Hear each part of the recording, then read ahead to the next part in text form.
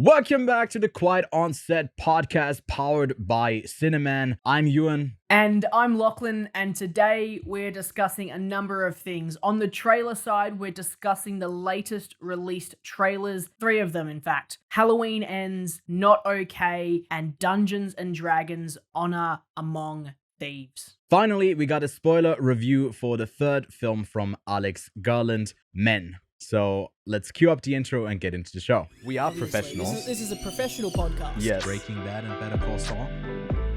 Hello there. Which actually, Did you this get is gonna me a be hat a as bit, well? Dune in 4K. Yes. So I've got Dune Cam. It's just a camera. Well, welcome back, Lachlan. How are you doing? I am good, sir. How are you doing? I'm doing mighty fine. I'm a bit hot. Kind of ironic that I'm wearing a hoodie now that like a whole heat wave is going all through Europe. But I'm doing all right. Your heat wave is just a normal summer for me. I think the biggest difference is that we have our houses built in a way where they don't have like naturally just have an aircon and air conditioning and stuff like that, and they're supposed to like keep the heat in instead of like pushing it out, you know. That's why it's hitting us a bit harder. We're not a weather podcast. We do the news, but only the film news. Touching on that, out now should be our spoiler review for season 3 of The Boys. If you haven't caught that one yet, yeah, weekly new episodes of the show are out here on Monday. So go on down and subscribe if you don't want to miss new episodes. And without further ado, Lachlan, let's just get into the news of this week.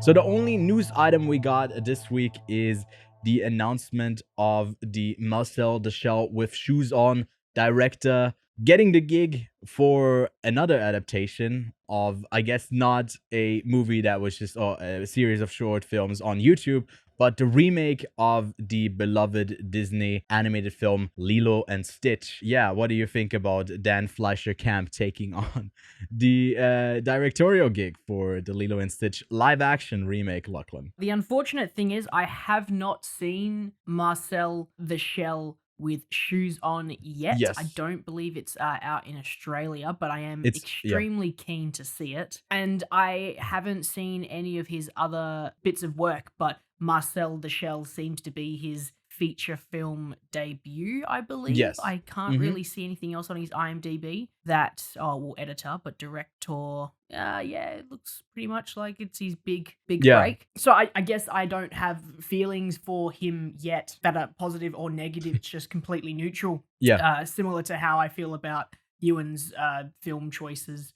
Completely neutral. I'm not for or against it. Yeah. But like, look, I'm not the massive Lilo and Stitch fan. I'm a different avenue for Disney films, especially the classic animated ones. Lilo and Stitch, I think, is an excellent film. I did enjoy it, but I don't think it's the one that I'd attach to. I'm still waiting to see the live action adaptation of Treasure Planet and Atlantis: The Lost Empire. Those are my 2 like Disney fanboy classic. Well, I guess not classic, but my personal childhood Disney experience. So for me, I'm excited because again, Lilo and Stitch is really good, and I've seen a lot of positive reviews of Marcel, so it should be hopefully a good mixture. Yeah, it's an interesting choice because I guess in Marcel he's working with stop motion, so it's just him directing. It's not really a particular skill set that he brings to this, and it is a live action adaptation. It would be funny if they're obviously not doing like Lilo and Stitch, and then which one is the animal character? Stitch? Yeah, Stitch. So Stitch wouldn't be like stitched together in that type of animation. It would probably just be CGI in this live action adaptation. It's interesting that Disney is continuing to go down the route of, remaking now the early 2000s IP that they had. And it's been a bit of a blind spot for me because I have yet to this day not seen Lilo and Stitch. Really? I kind of grew up on the movies from the 90s a bit more from Disney, and I kind of tuned out in the 2000s. The art house era, they call it. Yes, the art house era of Disney. Exactly. That's it for the news this week. Next week we'll have a bigger week with Marvel and a whole bunch of other studios announcing their stuff at Comic-Con. But now let's have a look at this week's new trailers, and a quick shout out goes to Don't Worry Darling, the new Olivia Wilde film coming to theaters on September 23rd. I chose to not cover this again because I watched the trailer and I think it gives a lot of the plot away. So if you're already interested in the film, I urge you to not watch that trailer. I think you will have a better experience at the theater. But it looks super interesting, and I'm quite keen for that film overall. And then for the Teen Wolf fans, we got the first look at Teen Wolf, the movie, over at Comic-Con. But the first film we'll actually take a look at is Halloween Ends, the third and final a film in the Halloween franchise for now. That's a direct sequel to the original Halloween, ignoring all of the other ones that came later on. I'll actually put up a timeline for this on the video side of it.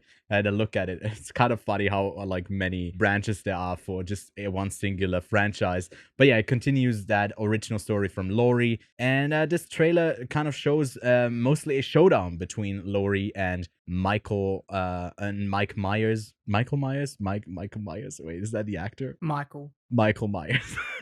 Not to get confused with Mike Myers. Michael Myers. It could be him under the mask. I don't think we have we seen him? No, I think we've seen him before. Anyways, Lachlan, what did you make of this action-filled trailer for Halloween Ends? I'm already locked in because I have enjoyed the previous two requels, as we shall call them, rebooted sequels, especially since it's meant to be just these, I guess, 4 films in this timeline, so I don't have to go back and watch every single fucking Halloween movie, which there are plenty. Yes. Plenty. But no, yeah, like definitely keen to see a more action-centric Laurie, as we have seen in the previous 2. But so far, just every single one of these films have been super exciting and fun to watch. So I want some more fun kills. I want some good, I want a good ending more than anything. I'd like them to not leave an open-ended ending. Yeah. And if they are going to reboot it, don't do Laurie. Just Mike Myers, or Michael Myers. Actually, you know what? Even better, rebooted with Mike Myers, the Austin Powers actor, as a serial killer, and someone else. So I think that's where they should go with the reboot. Thanks for asking. I'm keen. Thanks for asking. It's a sequence from Austin Powers, but the whole time, instead of like censoring his genital area, it's just censoring the knife from Michael Myers as he kills people. And it's like a PG-13 version of Halloween.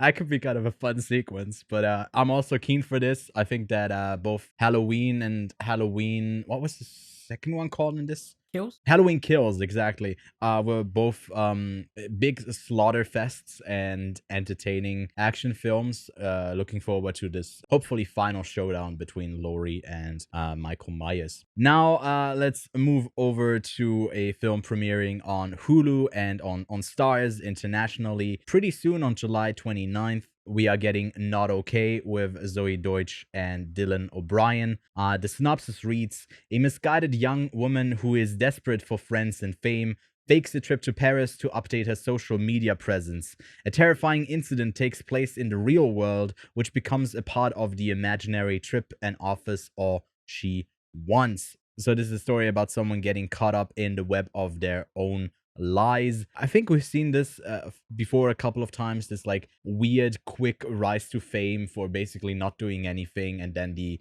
deserved, a lot of the times in these films it's like the deserved imposter syndrome that then people have of like not deserving the spot they have, and it's usually quite exploitative. Lachlan, what did you make of this? Are you gonna be watching Not Okay? It seemed quite fun. I think I'll be dragged into it because the girlfriend really likes Dylan O'Brien. And I like him as well. Yeah. I find him quite fun. So, definitely seems to be a little exciting, a little bit over the top, and I don't mind that. And I honestly wouldn't mind a smaller style film. I'm kind of, it's a bit weird that I've been watching a lot of, I guess, massively scaled films recently. This one kind of seems to be just centered Small between scale. a little thing like this, where comparing to the film that I just watched, Men, which is definitely very low concept. Don't need a high IQ to understand it. I feel like Not Okay is easy to watch. Yeah, it could be a double feature. It's like Men, Not Okay. Not okay. What you doing, men? Welcome back to the Quiet on Set podcast, where we're now a social commentary podcast hosted by two white guys. It's only told in one-liners, though. I'll not be back. I'm ghosting you. I'm ghosting you. Yeah, I think, like I said before, this is something that I've seen before done, and having two, I guess, likable people at the center of it might make it, interesting if they have like the charisma needed. But it is definitely like that type of social commentary of like, ooh, what do we do for fame just to get it, or like how dependent are we on it, with a bit of lightheartedness, using a terrorist attack as the backdrop. So I don't know, if that's gonna make sense by the end of it, or if that's just like used as a vehicle to tell the story. So I'm not like super looking forward to this, but I'll give it a watch regardless, because like, I'm literally watching everything. Then something that's a bit further out on the horizon of new film releases is the Hasbro films, or I don't know if Hasbro has a film side, but it is from Hasbro. Dungeons and Dragons: Honor Among Thieves. That comes to theaters next year on March 3rd. It's starring Chris Pine, Michelle Rodriguez, Sophia Lillis, who was in It, Renee Jean Page from Bridgerton, Justice Smith, and Hugh Grant. So yeah, first up, Lachlan, before we even start talking about this film, have you ever played D&D? No. Okay, so stop you there. You can't talk about this film now. This is just for the fan base. Have you played D&D? I have, actually. I've played it once. Oh, okay. Yeah, in Australia, actually.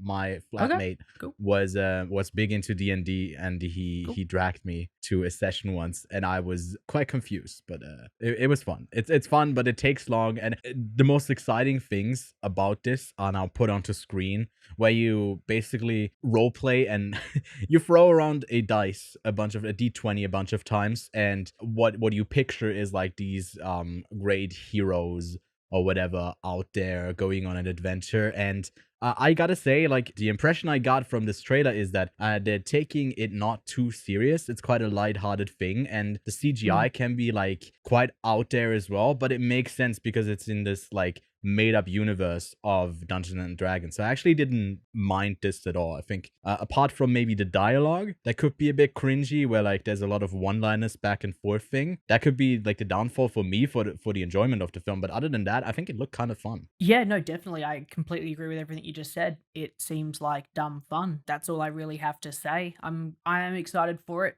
I think they might have learned from Warcraft's failure. But yeah, that's that for the trailers this week. And Lachlan, let's move on to what we've been watching.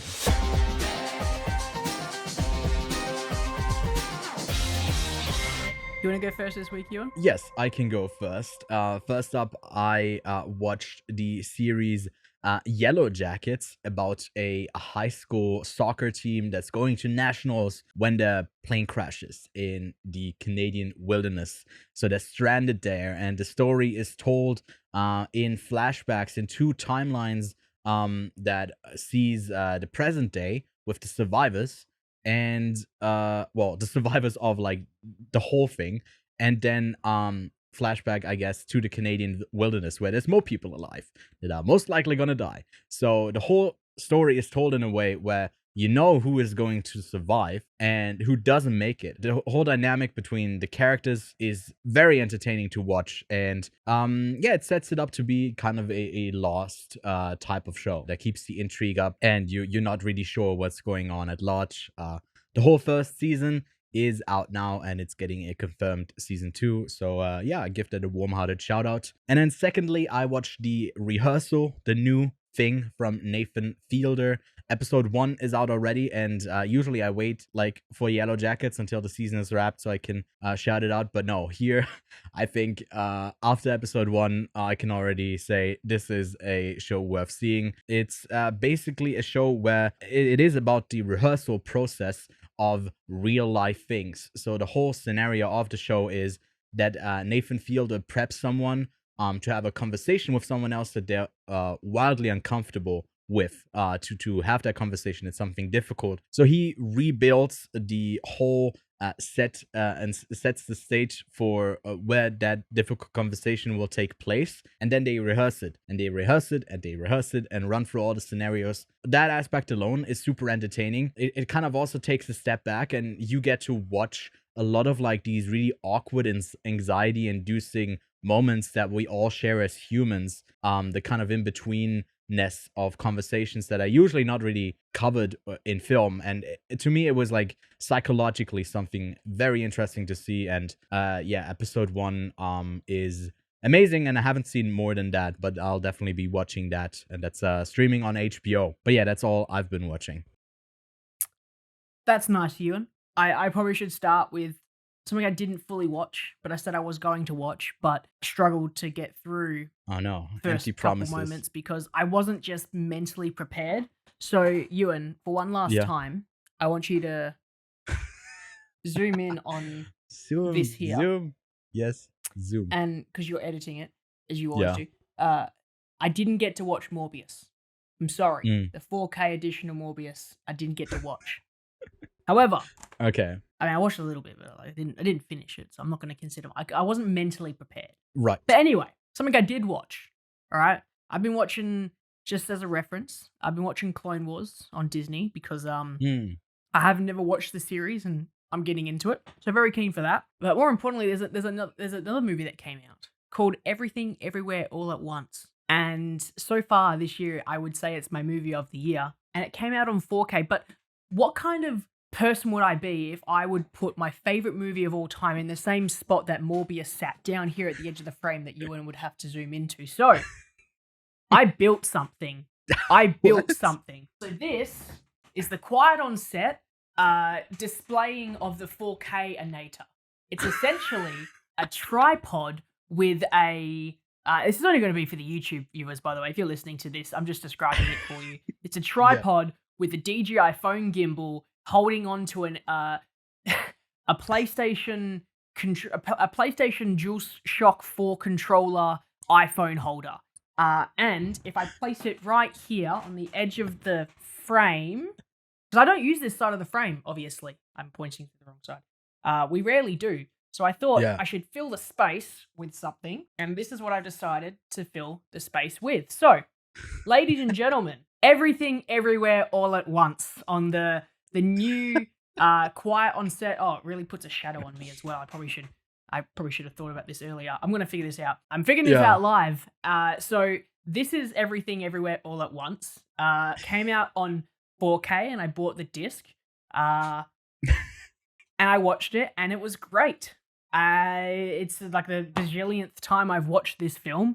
And I just want to let everyone know it's a great movie. And even on 4K, it looks insane. So my recommendation, and what I watched this week, Everything Everywhere All at Once. Now I've got to figure out how I'm going to get this to stand there and still look. Yeah. I put it there? Surely, right? Filmmaking is all about getting past challenges, right? Problem solving, and yes. Problem solving, that's what it is. And this, out of anything I've ever done, is some of the best problem solving. Yeah, I was thinking, first I was like, okay, what's he doing with the gimbal there? But that's just as an attachment, so it's like, rests so nicely on that. What did he say? It was a PS5 controller thing down there? A PS4 DualShock phone mount holder. Jesus. Okay. Well, I love it. We now got everything. Ewan, yeah. Zoom in. This is great. You can still zoom in. Yes, zoom in. This is you got what double the Dune frame. Cam has evolved to. Dune Cam evolved for me having a webcam set up for a particular shot, and I realized that's not in the faith of Dune. Dune would, did a lot of technological advancements for the film world. And I have made a technological advancement for the podcast. So yeah, practical effects. We can't just cut away to something else. Yeah. And it's also something I can set up in about 2 minutes before we start recording. So even better. That's great. Well, thank you so much, and we'll look forward to your full review for Morbius at some point when you get around to I'll get around to watching it at that some as point. well. Everything, everywhere, all at once. Cam. It takes a bit longer to say, but I guess it can change now each week, which is this is exciting. Wow. The advancement of the podcast. Anyways, I think that's it for what we've been watching this week. So let's get to our main review of the show that is for Alex Garland's Men. A young woman goes on a solo vacation to the English countryside following the death of her ex-husband. So that is Men by Alex Garland, his third directorial feature after 2014's Ex Machina and 2018's Annihilation. Also in 2020, Garland directed 8 episodes of the miniseries Deaths, which I haven't seen yet, but I'm a fan of both Ex Machina and Annihilation, and I think I can tag you along onto this, Lachlan, right? Yes. Yes.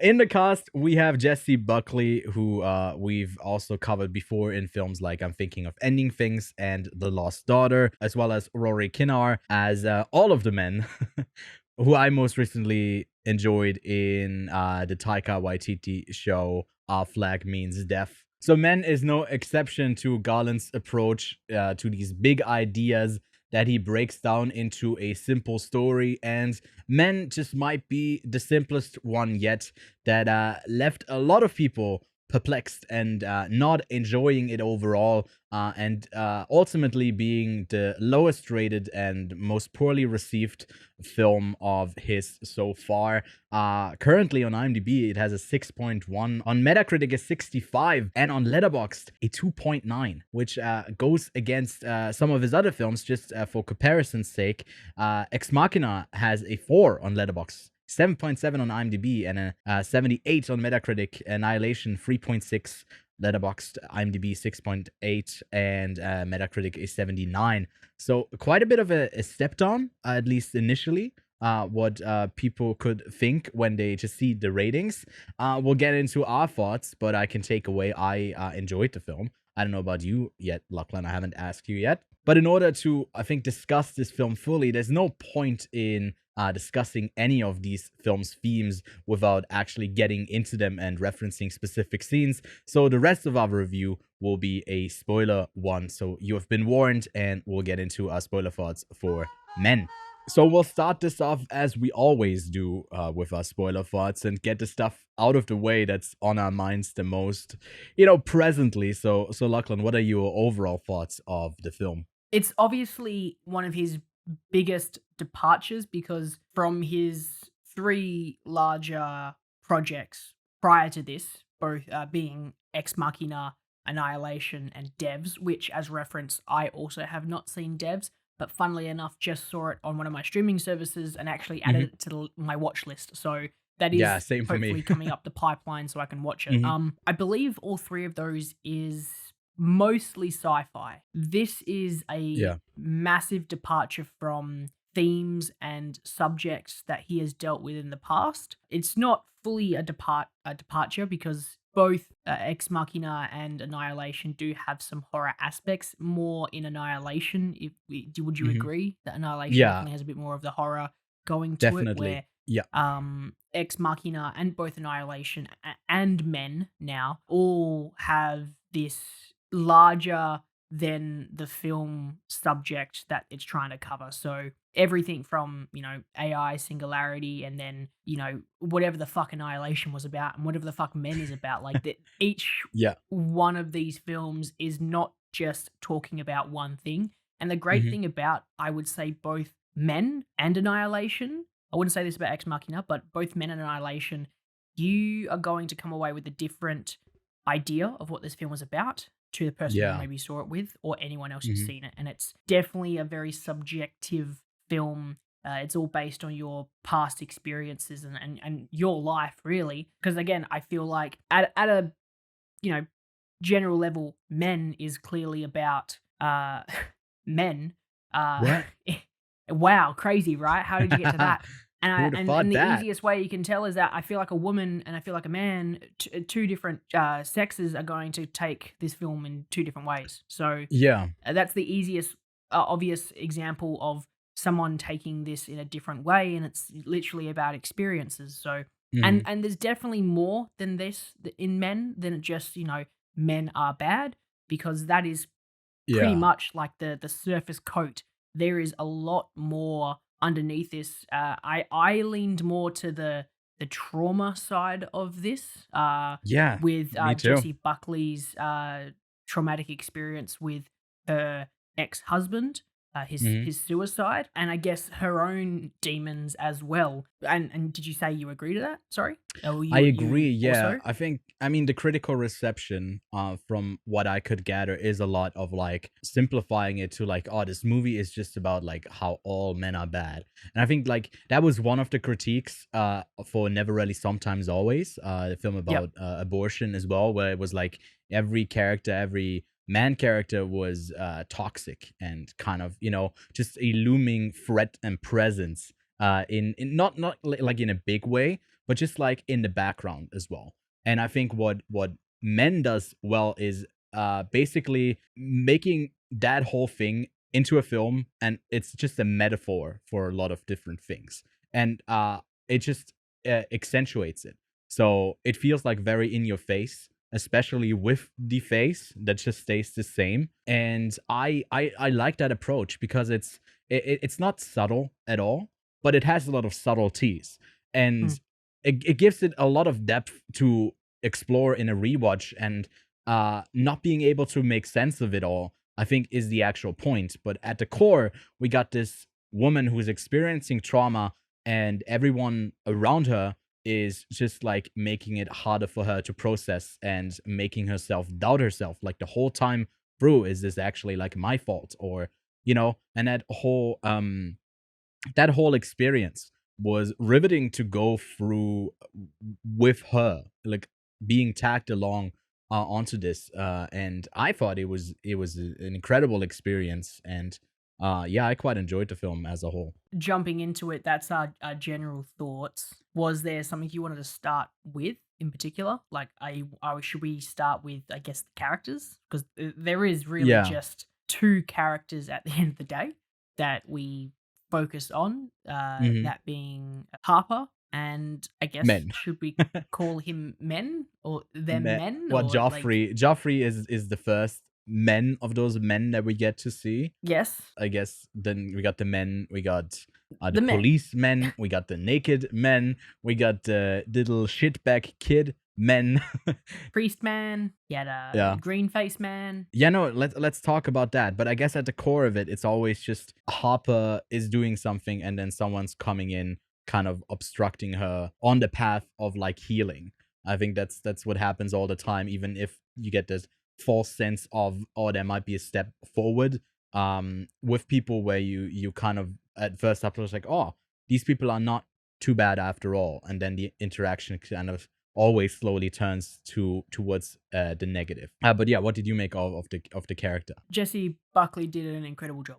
She's amazing. Yeah. Hands down, she's an incredible actress, and Hmm. really, there's nothing that I haven't seen her in and been like, wow, fuck yeah, she's awesome. She's terrible, or whatever. Like, I always say that she's awesome. This was an interesting performance because for me, I'm still, because as reference, I only watched the film 4 hours ago. It's fresh on my mind, and I'm still trying to figure out whether the events of the film actually took place in real life, Yes.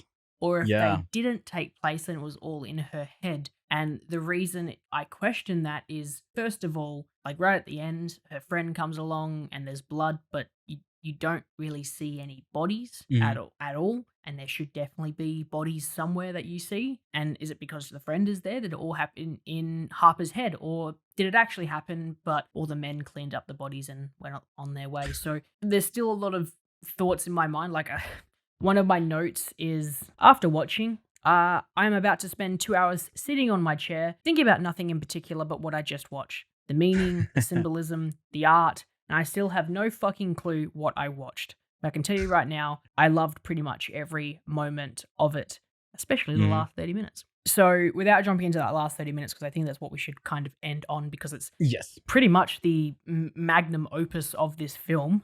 Much like most of Garland's films, he can end with a bang, but that bang can be drawn out for 30 minutes and you're still you cannot take your eyes off the screen.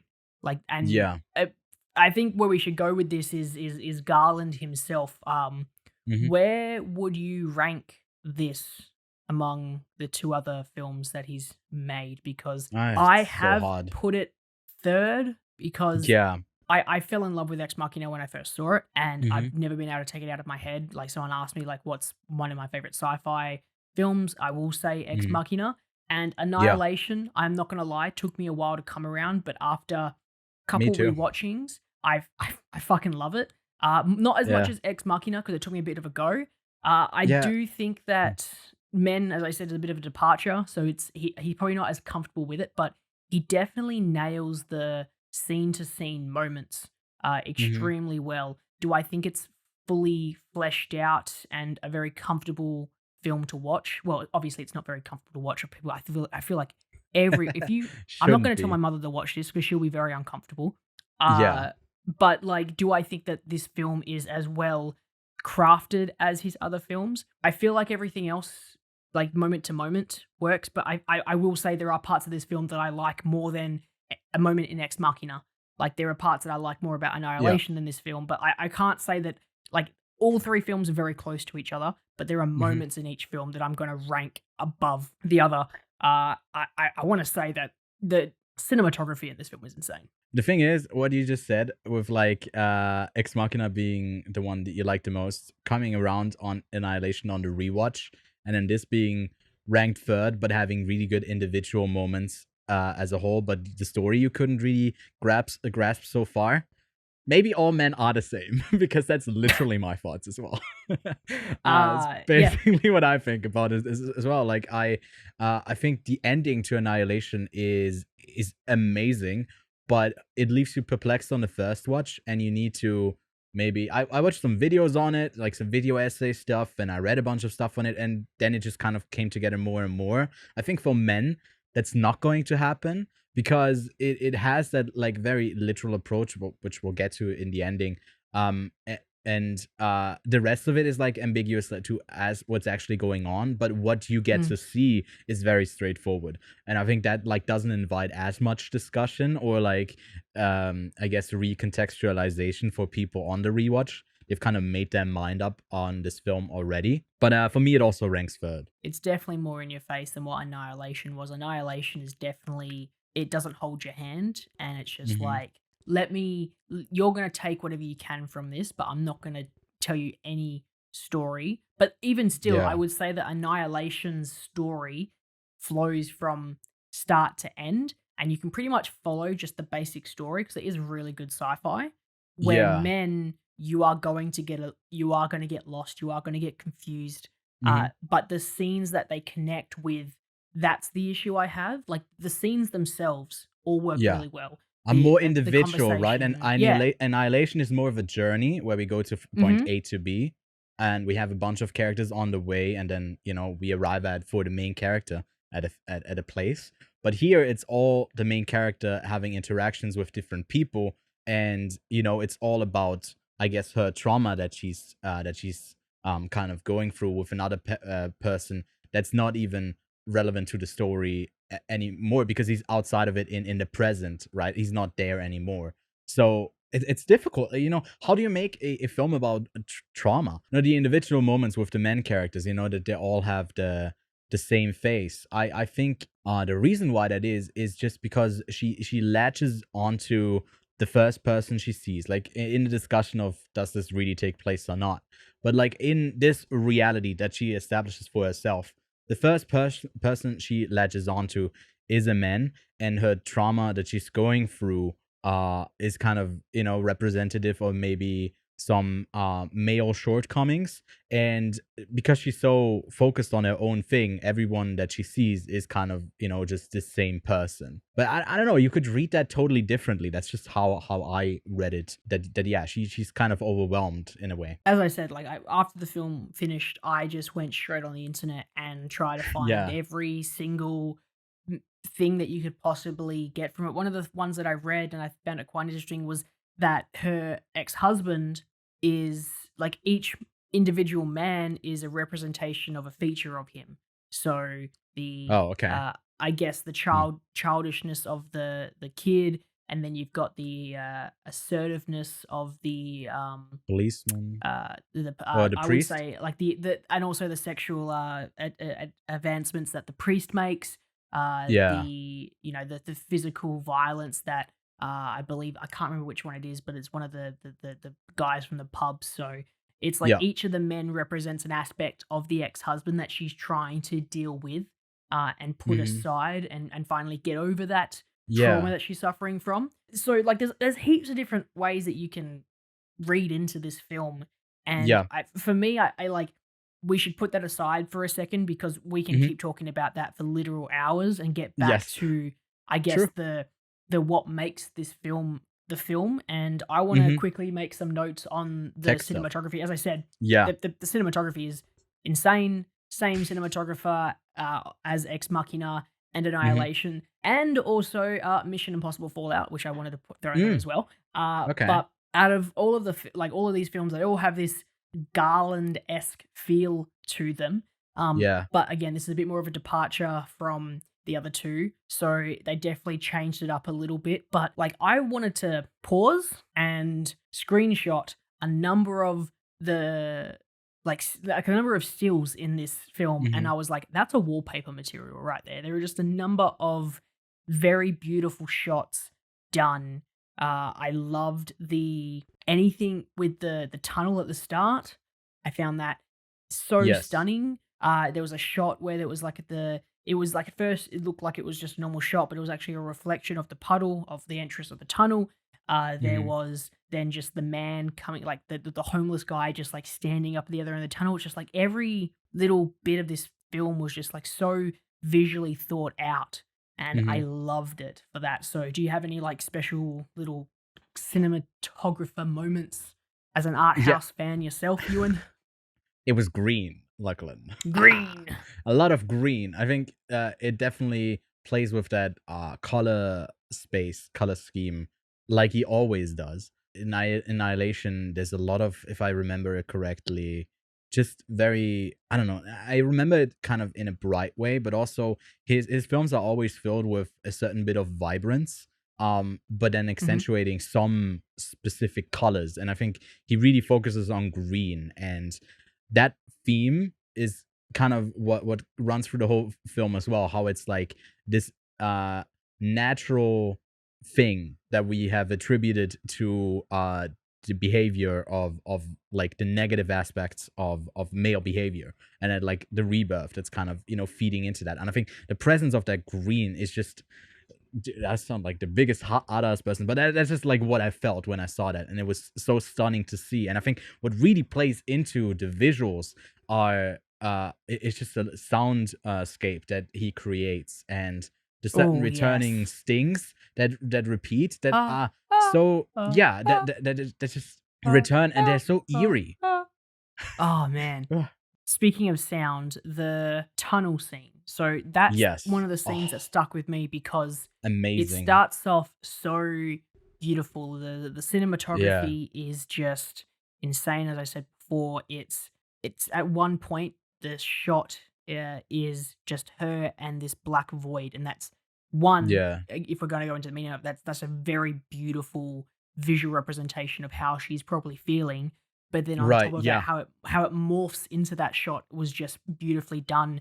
Then on top of that, with her playing with the echoes of it, the scene starts with this very angelic harmonization by her in the tunnel, and then by the end they use a very almost demonic sounding harmonization, but when she takes that photo of the naked dude in the field, and that's kind of like the end of that scene, and it was just a beautiful progression from the really beautiful cinematography and really angelic harmonization to the end part where it just became dirtier, and in a literal sense because it was a naked dude, and also just the harmonic sounds they made at the end. It was just a insane progression of how they got to the end of that scene, and that's the part that really stuck with me. And then you hear throughout the parts that she says, and then they also use a lot of the lower registry, opera, that I don't know really how to explain it, but the lower end side of the harmonization, it's really well done, the music in this film. No, a lot of the stuff that's technical is also within the theme of the whole construct. That's what's so great about Garland, because it's something that she does, and it's a beautiful moment. And then that moment gets taken, and that just that progression of her like harmonizing gets twisted into something else as it returns, and it gets taken away from her. So something she felt like was good is then twisted bad, and that's like something that also, you know, recurs in the film as well. And it's the whole storyline of the guilt that she feels for her boyfriend's death, if it was a suicide or an accident, is then in a like culmination of the story when he comes back at the very end, is also like something that gets turned around. It's obviously not something that starts out as a positive, but like that loop, that recurring thing of just like a cycle of nature and habits and just norms is this film is overstuffed with topics. And I don't know why people don't connect with it. Maybe it's too much, maybe it's too in your face, it's too provocative. It could be due to the fact it's a sensory overload. Like it's just too much. Like it's a stack on, because you can easily tone your brain out and watch Annihilation as the film, and it's not until the last part where you're like, what the fuck is going on? But you can't turn yourself off with Men. Men's story is I turn myself on with Men. You have to be in it to watch this film. You can't just wander in and just be like, I'm gonna watch Men today. That's not how that's not how this film works. It's a, oh wow, okay, this is something that I'm going to have to be thinking about for the next couple hours after watching it, because it's an Alex Garland film, because you can watch it on the one level of trauma, but I think that's why people aren't liking it, because there isn't that popcorn eating film in this movie. It's all pretty much a something that he wants to tell. It's a story he wants to tell. And he's going to be like, you're either in it or you're not with it. I think I want to touch on the last bit then, the last act of the film, because I think that's kind of what we're leading to and leaving out of our conversation. So all right, I'll let you take it away, because I think you already have strong feelings towards it. It's the same thing that happened with Annihilation. The ending is like, you're watching the end of Annihilation, you're going, what am I watching here? What are we doing?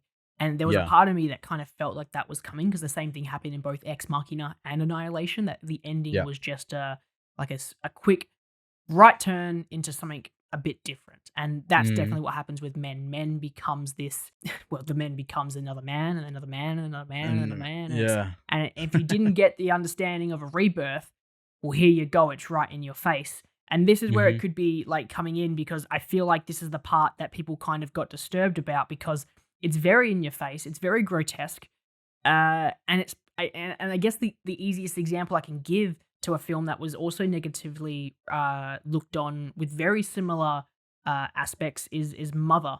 And I saw that link with a number of people where, Aronofsky's Mother, where there's a number of biblical references, and Mother is basically just a massive Bible reference. But there's a lot of biblical references within Men, and there's a lot of very hard to watch stuff in that Aronofsky film. And that last part is not for the faint of heart. Like, if you get uncomfortable easily, I should say, you're not going to enjoy the last part of Men, because it is very in your face. There are a lot of close-ups, and it's also one of the most beautiful parts of the film. Yeah, and I think it's the part where the trauma side of it is not really in the forefront. And the Exactly. biggest critique would be just like, well, man after man after man is all born from the same spawn and they're all kind of the same. So it's like the argument of all men are bad, if you want to make that conclusion from the point of the film, then I guess that scene is the easiest thing to point to. And if you didn't like the scene because it made you uncomfortable, or it's like, yeah, disgusting to watch, then I guess it could You're not like have that reading the extreme film reaction. correctly.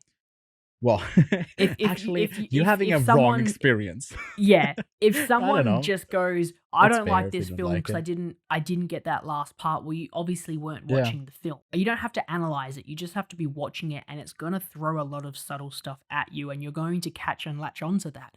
If you Yeah. saw the trauma, you saw the green, which is naturally going to get life and living and all of that. Yeah. You saw and then eventually you just see this. It's a very literal example of rebirth.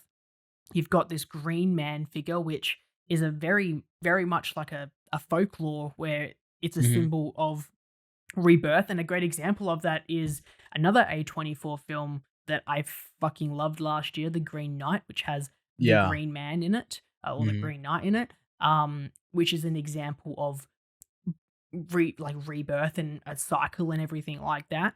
So if people just latch onto this last scene and go, "Oh, men bad," Yeah. you're not watching this film. Then you're really just watching the TikTok summary of this film and not the actual Yeah. film itself. And you know what? You can feel uncomfortable in this film, but I Yeah. felt uncomfortable in a completely different scene, and it was the scene where she was just on a phone call walking around the house and there was someone watching her, because that could happen to me. I've got a window in my room. I could be Yeah. working at my computer. I can't see the window. Someone could be staring at me. That's a fear that I could probably have, I guess. There's someone literally could be behind me. There's a window open, and that makes me paranoid now that I'm talking about it. It's just the crickets. All of the crickets are watching you, like all of the crickets are watching me. Yeah.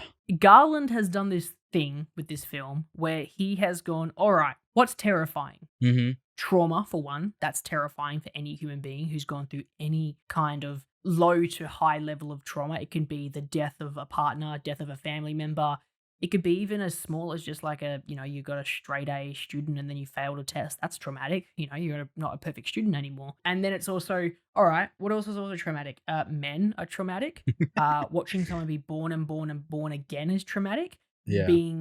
Not knowing that someone is behind you is traumatic. Seeing someone get out of the dark, out of nowhere after you've harmonized in a tunnel for like 5 minutes is traumatic, and it's scary. Like, he's gotten all these, and when I say traumatic, I really meant to say scary. It's like, he's gotten all these really cool ideas, and he's got this really cool story he wants to tell, and he's just layered it and layered it and layered it and layered it. And I feel that at some point it just became too much. It's too big of a burger. And that's maybe why people aren't liking it as much of his other films. It's just a lot to digest. I think if this movie was done by someone else who takes the men are bad approach way more literally, I think people would like it more. Because I think it adds a layer here where it's not about that at all. It's about the trauma. At the end of the day, it's just about the trauma. Because you can't make a film about a subject with the focus on making a statement. You have to have a character that's going through something and... You can open the door. Oh god, that was the most terrifying thing. Oh my god. About someone standing behind you and the door opens. Fuck, that scared me. So, when a man is behind you, he's probably naked and wants to kill you. If it's a woman, she's bringing you pizza. Thanks, Mum. Yeah, that's the conclusion. Oh god, that was terrifying. My heart sank because the door handle went like this, and it went back up, and I was like, "Oh, what the fuck is that?" Did you plan this bit? I was like, "No, I didn't plan this bit." I lost my train of thought right there. We got a bit distracted, but I think what I was kind of building towards is also another like really striking scene, which was the scene with the hand, being split. Yeah. Then the coming guilt. I think that's kind of a setup for then the ending moment where the boyfriend is like, I think he's all fucked up, right? Yeah, very fucked up. It goes like, well, it was your fault and everything, which is exactly what the man who's chasing her also is doing when she cuts him up, although he's attacking her. So I think it's kind of a setup for her to go through that like smaller, which goes to the point that she's actually like doing this all in her head, trying to get over it, and she's taking a baby step to deal with it. But then she has to really be confronted that this is being like it's gonna be repeated and repeated and repeated with basically every male person that has these like micro things that add up to this unpleasant experience. And the guilt thing is not like something that's going to be isolated. And finally, she's able to confront this with her boyfriend. And I don't even remember, because it's been a while since I've seen it, how that scene ends between the conversation between those two. Because like I know that by the end of it, someone's getting run over by the car, but maybe you can fill in the blank where I'm blanking right now, because I've seen it in May and I haven't had time to rewatch it since. I literally cannot remember because I was not paying attention to the conversation. I was like, I'm scared. Yeah, it's very scary. That's fair. I was actually trying to focus on his hand because I couldn't see his hand and if it was connected or not, because I was like, is every single man in this film bad? Is like Jeffrey the only one that's not bad? And I was trying to see the hand, which, by the way, quick point, hand around the neck by the priest made me very uncomfortable. Yeah. Like very uncomfortable. Like separated hand, around the neck. Yeah, I think they also talked about it because I was at the Directors Fortnight in Gun, Not a Flex, and both of the leads were there, and it is a bit of a flex. The first question they asked, I think, or one of the first questions was like, "Was it all in her head?" And they both went like, "I don't know." I don't know. The other thing that they were talking about is that like Rory on set, Rory Kinnear on set, was like naked for the first few days they were doing it, and it was hard for him to make any friends because he was literally just like, you know, wrapped in a blanket naked the whole time. Yeah. Very unpleasant experience, and it apparently was like super cold when they filmed all of this. So props to him, especially. I think we haven't talked about the performances yet from him. We've only talked about her and that she's just amazing. I think there's not much to add to it than she's amazing, but also him. The way he plays these different characters, I think he was super fun in Our Flag Means Death, but he's playing like not that much of a different. He's playing like twins in that show. Here, he has so much range, and he I think he is the second part of, or I guess the performance is obviously because it's basically a two-hander that makes this work so well. The other critique point that came from people is like the effects, that the eeriness of like that deep fake thing on the kid's face. But I think that was the point, to make you eerie. And it's not an intentional bad effect. It's like now we're justifying it and going, well, yeah, it was bad, so now he's saying it's supposed to be bad. But no, I think that was the initial intention of making you uncomfortable with this kid that already has an adult's face morphed onto him. So it's like all the stuff that is passed down is already inside of him. That's how I read it. Again, there's 20 different versions of if you would read into it or just say, it looks like a bad effect. Corridor Digital should have done that. But yeah, Lachlan, is there anything else we should touch on for men that we left out so far? Yeah. Yeah, what? British people, they're fucking terrifying. Okay, so if I can say, if you don't mind me saying, I just want to say this right now. British people, terrifying. The teeth? Teeth. It is a good movie, and I don't want people to like. I know people are going to try to hold Alex Garland to a higher standard from his other films that have all been received quite well. Sure, it took a few moments to become as beloved as the first, but for most people, I feel like they're going to look at this and go, "This is way too weird and different," and I just want people to give it a chance. Like, watch this film, give it a chance. Don't expect to be walking out of it and going, I'm going to change the world, because that's not what this movie's about. Because this film, you could probably walk away trying to do that, trying to change the world, or just walking out and going, wow, this is a very beautiful film about the psychological damage that can be done when suffering from essentially PTSD from a very, what seemed to be abusive relationship. Because I guess that's another one where, like, we didn't really go into it, but it kind of seemed like it was an abusive relationship, if I'm totally honest. Yes, it was. And that's something that we didn't really cover, but like, in my closing thoughts, I just want to say there's so many ways you can expect to leave this film, but I feel like most people should come out of it in a way that they thought, in a way where they go, that's a good movie.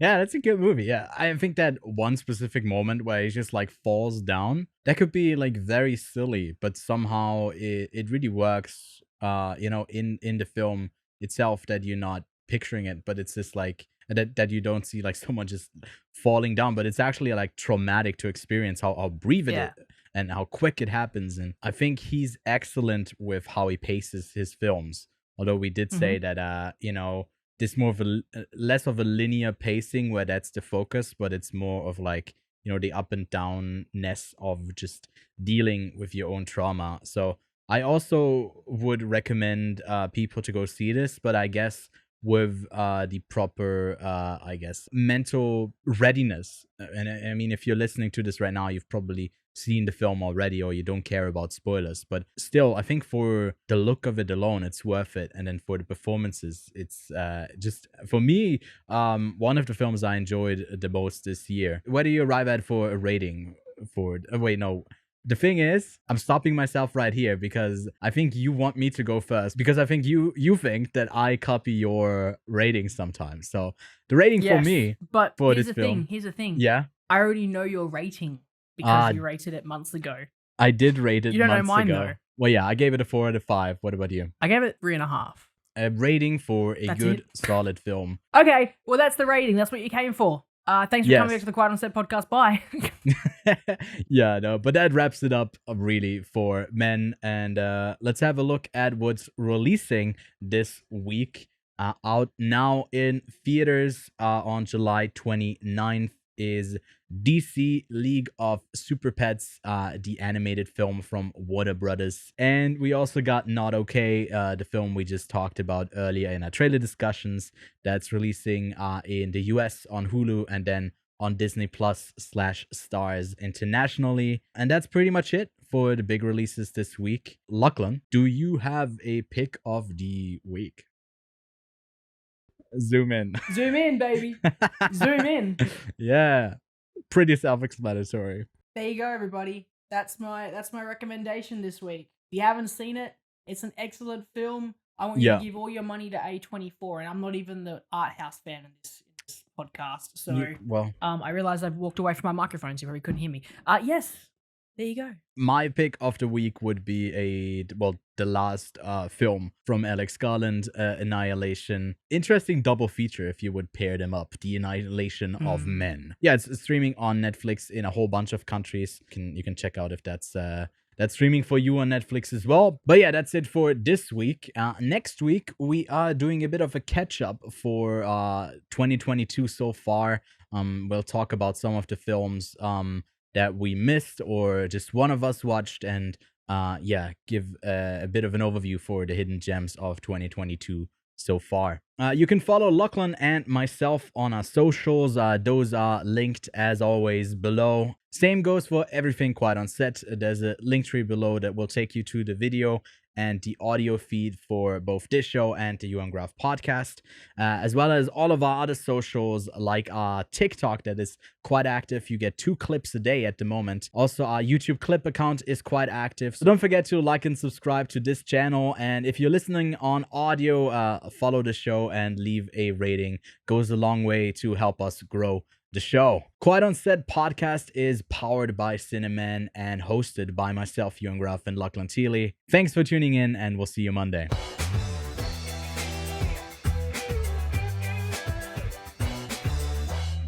More importantly, Doom is releasing in 4K. Doom, like the the 2004 film? Yeah.